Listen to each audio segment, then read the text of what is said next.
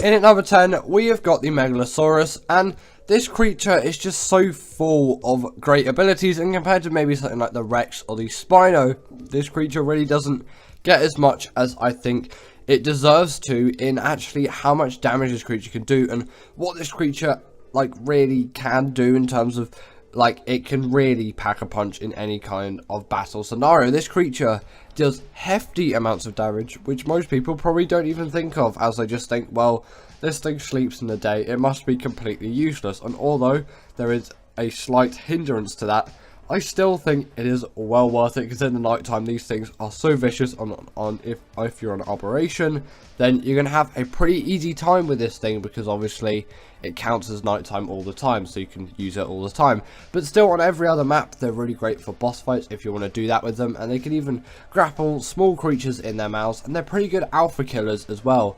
And they're alright at caving as well. Maybe they don't fit into quite as many caves as the Baryonyx, but they still do fit into pretty much all of them, as you know, they're quite a decent size, and they're pretty decent just like general traveling mounts, and really good like they're really good at also defeating the dragon, actually, which is a point which I should add, because these things can kill the Dimorphodons very easily as they can grapple them in their mouths, and it's actually a pretty decent boss strat, which I would definitely recommend you doing as long as you have high enough level Megalosauruses, because you know the dragon's particularly harsh to some carnivores. Now, some of you may kind of be hating on me a little bit for putting this better than the Megalosaurus.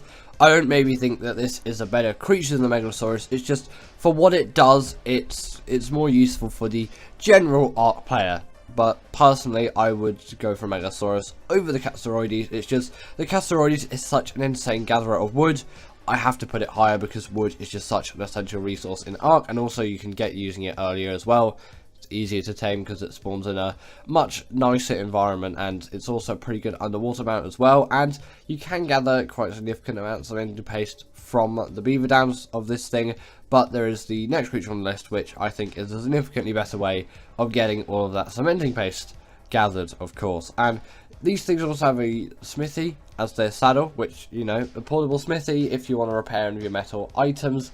Not really as useful as on the RG, but, you know, it's still a really nice thing to have. And I actually remember when this thing came out, and then that feature was there, and it was actually a pretty cool thing. Although, again, like I've said, the RG, it makes more sense for that creature, as it's this creature's not going to be the one to transport loads of metal around. Next up, we have got the Beelzebufo, and this creature is, in my opinion, just so overlooked. Like, people don't, like, they'll acknowledge this creature, like, they'll look at it and they'll just be like, well, it exists, but I'm never going to use it. Like, what's the point of this thing? I have beaver dams for all of my cementing paste used. Like, I don't need this thing whatsoever. But the fact that this is, like, it's just, it really does have an extremely great use for me, because obviously it's a really great cementing paste gatherer, and until you've used it, you probably won't know actually how good this thing actually is, because you're probably just like, well, beaver dams do it all for me. And I'm going to say they don't. You can gather just so much cementing paste with this creature. It's absolutely insane. Like with the insect cave, especially on ASA, actually, as insects don't have levels anymore, you can get thousands, if not tens of thousands of cementing paste in one run, which will probably encumber you, but still, you can really gather just so much of the stuff. And it's pretty decent underwater as well, which again does play quite a nice big benefit towards it. Next up, we have got the Quetz in at the number 7 spot, and this creature is just one of those where I kind of just have to include it, like, instinctively. I feel like people just severely undervalue and overlook the Quetzal for what it actually is, because it doesn't need to be the fastest flyer out there, although maybe you might say it's really boring to just fly around on a slow flyer. If you build your base near to a mountain, then you're going to be fine, and it's no slower than something like a raft is, and people use that all of the time, and you can gather, well, not gather, but carry so many resources with this creature. And when you have a platform saddle on top of it as well, you can have your own portable base there, and although maybe it might move slower than you want it to, you can still get a heck of a lot of resources across the map in quite a timely fashion, compared to some other smaller creatures which will go faster because their weight isn't big enough, so you need to take several trips, or even some creatures which can, but then they're on land and they tend to be a little bit slower, and obviously you're in land as well, you'll be dealing with many other obstacles, where when you're in the air you can kind of just go in a straight line. So that's why the Quetzal's here. Next up, we've got the Crystal Wyvern, and I feel like people really undervalue this creature. I know it's an overlooked tier list, but I will say undervalued a lot in this, because they're kind of similar with each other. Overlooked is like to kind of skim over something, really, is kind of the general definition. And with a creature like this, I think people just devalue it for its tame method compared to the normal wyvern, because it's so much easier, so therefore this must be so much worse of a creature. Well, this thing is pretty much, I'm pretty sure actually, it's just the same strength as the wyvern. And with the blood crystal wyvern, it really does prove an extremely useful one. With all the main features of a wyvern, just you get actually a nicer ability. The blood crystal wyvern by far has the nicest ability out of any wyverns out there, and they also have the hydration buff, although maybe not the most useful because they're flyers. But you know, you ever stick their feet in a little bit of water, or you get those wings to touch water when you're actually flying over a lake, you can get that hydration buff, which again is going to buff you. And you can also use these things in the boss fight of Crystal Isles, so they must be pretty strong to actually like be useful in that fight, and they definitely are. So you really shouldn't undervalue these things for the tame methods. And I know there are a few things which make it a little bit more annoying, because the primary crystals are a little bit annoying to get, and the level 65 like starting level can be a little bit of an annoyance, but trust me, once you get those things down, you're really going to have a good time with these creatures. At number 5, we have got the Megalodon, and in my opinion, this is pretty much my favourite underwater creature to use just for like general combat and all of that. And yes, a Mosasaurus is going to be great and do all of that, but I find that a little bit too big and bulky for me, and the Megalodon is just a sweet spot. And I would say the Basilo's not really an overlooked creature, which is why I haven't included it on this list, is it's a really great creature, and obviously it doesn't get hurt by the electric eels and the jellyfish, which does play a huge benefit. But I feel like people don't give the Megalodon enough credit for what it actually deserves, because it really is a powerful creature, which does have an alpha variant, so it means Wildcard did definitely care about it when designing it. And when Ark actually came out, this was like one of the only ocean creatures actually in the game at the time. And also they deal the bleed ability as well, which again does play a huge factor when it comes to the damage dealing of these creatures. They can just deal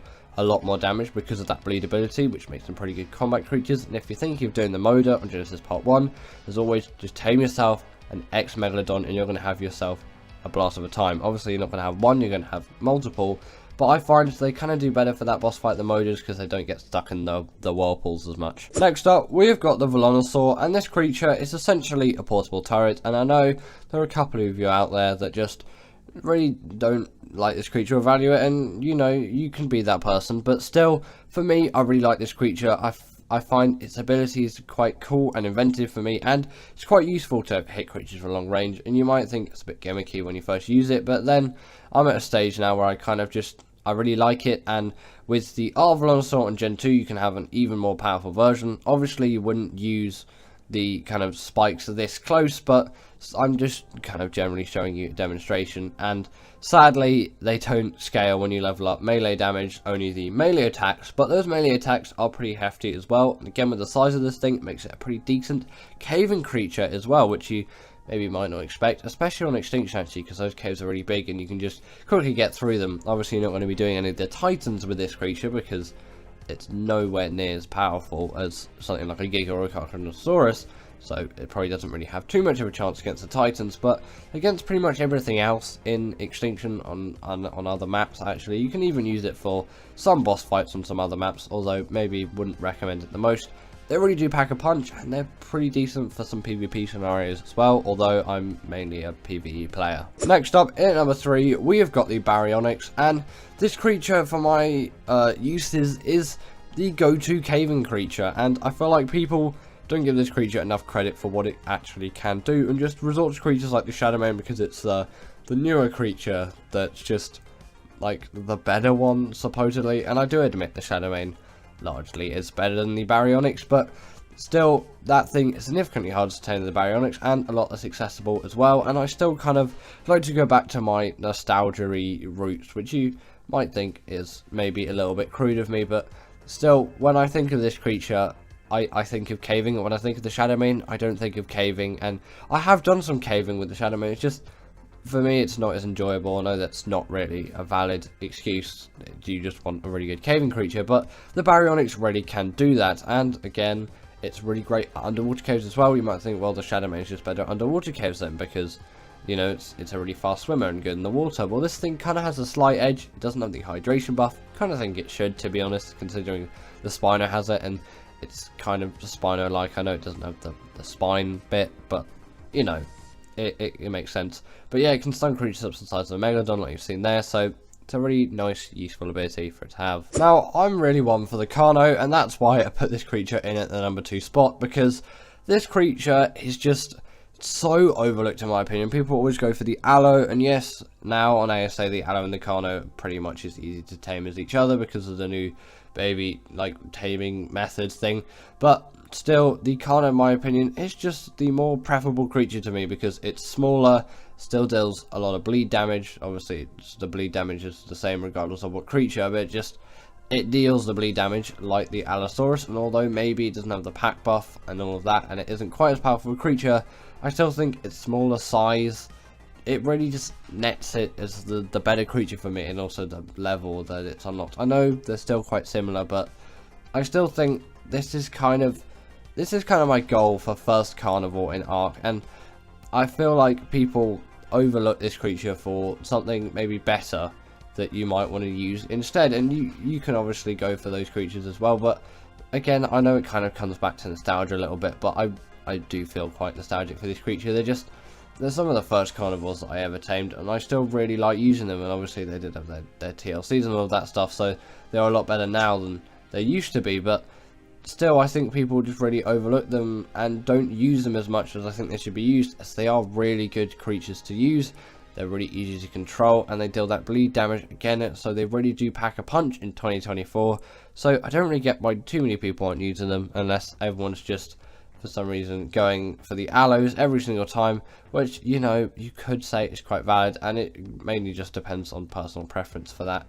At least in my opinion, it kind of depends what you want more of a carnivore. Do you want like a smaller carnivore, a larger carnivore, what kind of ability you want, and all of that. Damage and health, you probably just want the highest, but yeah, the Carno's in at number 2. And in at number 1, we have got the Bloodstalker, and maybe necessarily I don't think this creature's overlooked, but the reason why I've actually put it in at number 1 spot is what I use it for. I think people overlook it for, which is why I've put it in at this spot. And in my opinion, the Bloodstalker is the best underwater creature out there, with no exceptions to the rule. It is just miles ahead of any other creature which, you know, maybe might have some slight competition against it, like maybe the Basilo or the Facilosuchus when that thing actually comes out. I'll make my opinion on that actually when it releases, when Scorched Earth comes out, of course, and also like creatures like the Shadowmane and all of that. You might say they compete with it, but the Bloodstalker is just, it's so versatile in all it can do. It can glide across the top of the water. Again, the Maven can as well, but in the water it's really fast and agile. You can also seal the creatures, so it's kind of like having an awesome Spyglass mod, but you don't actually need the mod, and you can see the aggroed of creatures, so you can actually see if creatures are aggroed onto you. If you need to get away from them instead of just staring at them and seeing what they do next, you can see if they're aggro to you. They actually, usually when creatures aggro, they'll either attack you or just run away for some reason. Don't know why that really happens, but you know, I get it happens when you get them to high torpor, but even if they don't have high torpor, sometimes the creatures will do that. RKI is a little bit weird, to be fair. But yeah, the Bloodstalker, in my opinion, is the best underwater travel mount, and I think it is really overlooked for that, and it's just seen as a good like traveling mount, and it's good for getting hexagons on Gen 1 because, you know, there's missions that use it and it's a useful creature to learn, but I don't think enough people use it for those underwater abilities, which I really personally love this creature for. In at number 10, we have the Chalicotherium, and in my opinion, this creature really does have to just make this list because, like, when you look at it and its taming methods and kind of how useful this creature is, but also how much more useful this creature could be if it did get a TLC, it really makes me feel like this creature is in dire need of one. Maybe a slight change in the taming methods would be sufficient. Maybe don't make it just a normal knockout tame, but maybe have some kind of different feeding material for a passive tame to make it more accessible to actually tame, because getting that beer is certainly something, but, you know, maybe that it gives the creature some sort of character to just its general identity, so maybe that won't go ahead, and that's fine.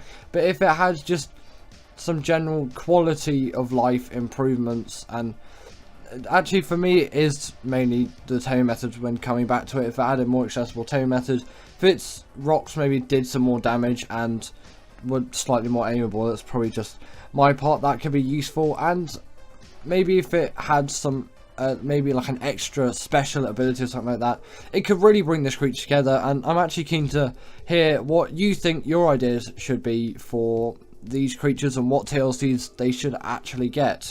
Next up, we have got the Basilisk, and I feel like this is such a cool creature when you think of it, but when you actually maybe use it in practice, it doesn't really hype up to everything. And partly I think it should have some better mobility overall, maybe some extra abilities on top of what it already has, maybe allow it to deal more damage. I think the tame method is fine, it makes sense.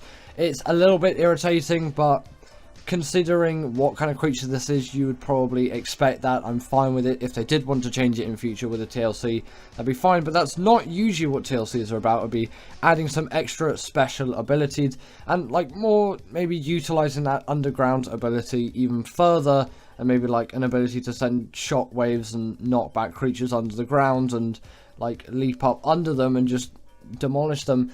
You could definitely use some really cool features with that as well, which aren't currently in the game. Now, next up, we've got the Giga, and I feel like it's a time at this point where this creature needs some sort of TLC, and maybe it's not in the most dire need, but I really feel like compared to the Crocodonsaurus and other creatures like that, it's very far behind in just what this creature is and what its abilities are like. And yeah, I know it's a lot easier to tame than a Crocodonsaurus in most cases. It's in some ways a lot more resource intensive because you need all of those trank arrows, but it's not as laborious of a method and less things can kind of go wrong in the taming of this thing. But I still think it's quite dated in how it works as a creature compared to something like a Crocodonsaurus. I'm not saying like make it exactly like that creature, but maybe if it had the stats of like a wild Giga, maybe you'd still keep that rage buff if necessary. Otherwise, remove that, as you know it's quite a big hindrance, and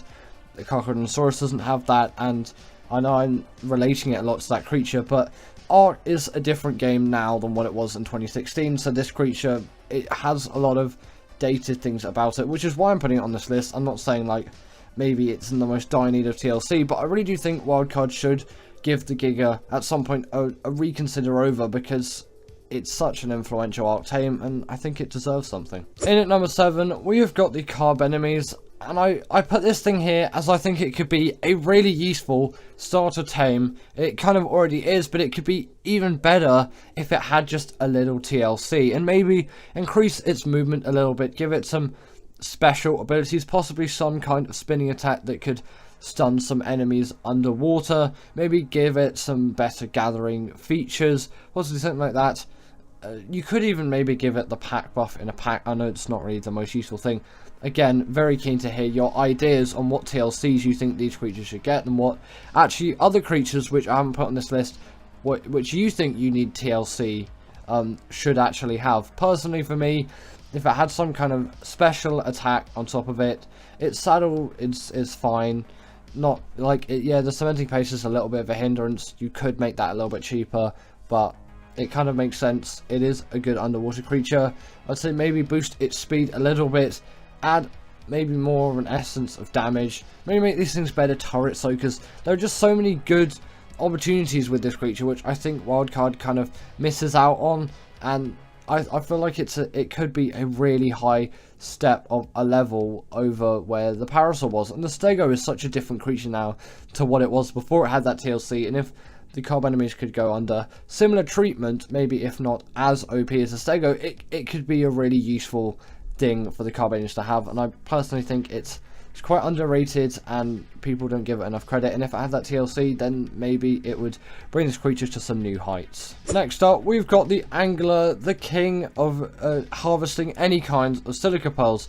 But personally, I think it can be used and remembered for a lot more than that. It can be just a really great, agile, maybe higher damage dealing creature with some other wealth of abilities, and maybe it could do something with obviously the main thing that defines an anglerfish, which is the light on the front of it, and it could possibly do something.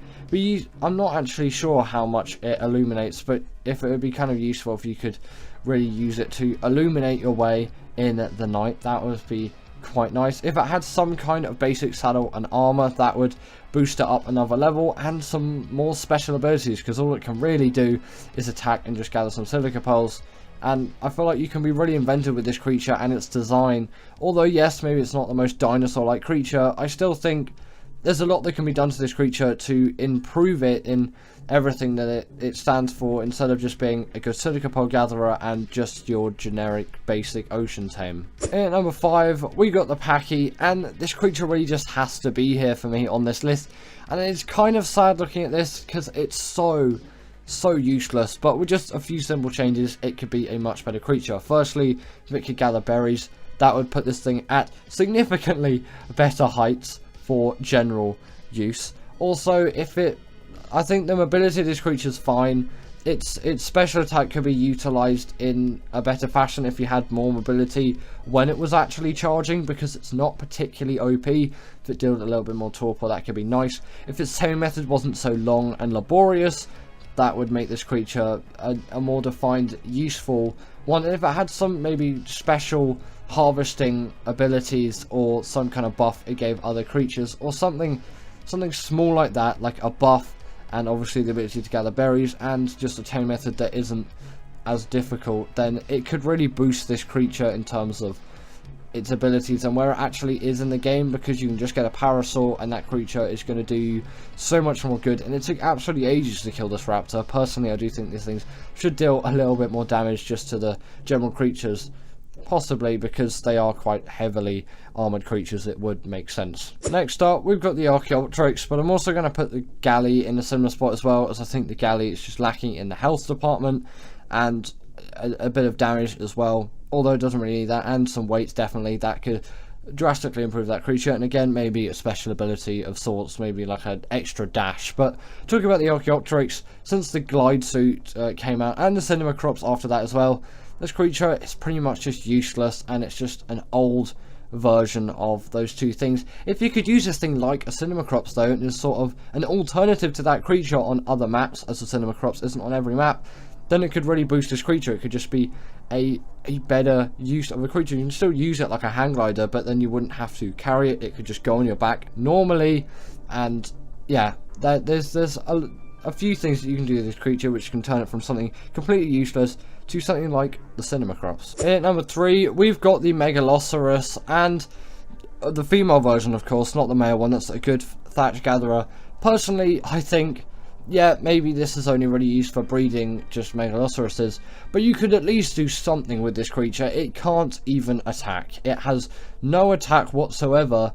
This is in dire need of some sort of TLC to actually be a useful creature. Apart from that one use, which isn't even really utilizing this creature, it's just essentially using it as a placeholder to make baby Megalosauruses, and then if you get female babies out of that, it's not good. You only want the male babies out of it to get good thatch gatherers and whatever you use general male Megalosauruses for. The female one, it's just, yeah, maybe it doesn't have all the horns and all of that, but I still think it should have some sort of edge, which would be like, why you tame this creature apart from just, oh, I want to breed some Megalosauruses, so I'm going to get both of these. And I know generally most art creatures don't have distinction between both genders of creatures, and considering this one does, I feel like Wildcard could do something with this creature to really highlight those differences, and you'd have different uses for both instead of this one just being like utterly useless and obsolete. Next up, we've got the Microraptor, and the reason why I'm putting it so high on the list isn't necessarily because I think it needs the most amount of TLC, but I think its ability is quite a cool and interesting one, and if utilized properly, it could really make this a good sidekick. Again, you just have this just like maybe on your back or on your shoulder. I think you can actually put this thing on your shoulder, but if you have it on your back like a Cinemacrops or another creature, I'm just trying to think, I think the Seeker, whatever it's called, has that same sort of ability. Actually don't, I think that's in a mod, but still, if it had that, and then you could just send it on riders and then it would come back onto you, so you could knock people off their riders and then it would come back to your back. That could just be a really cool, simple ability for this creature to have. And in at number 1 is the Aranio, and there are so many things that you can do cool with spiders, and I'm kind of going to put the Onyx here as well, although maybe if you turn the Onyx into something more like the Desmodus, but maybe a slightly dumbed down version that was easier to tame, that could be very useful because that creature is pretty much obsolete.